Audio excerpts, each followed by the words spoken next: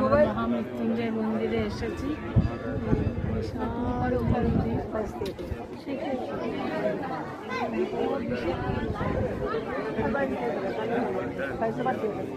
দেখে এই যে আমরা মহামৃত্যুঞ্জয় মন্দিরে এসেছি।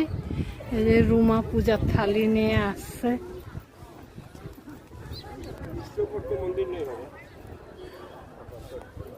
তারপরে আমি মহামৃত্যুঞ্জয় মন্দিরে আমরা সবাই এসেছি, আমরা পুজো দিচ্ছি। পূজার থালি আছে, ওখানে ধূপকাঠি আর প্রদীপ জ্বালিয়ে এলাম।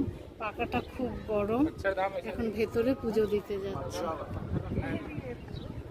থালিটা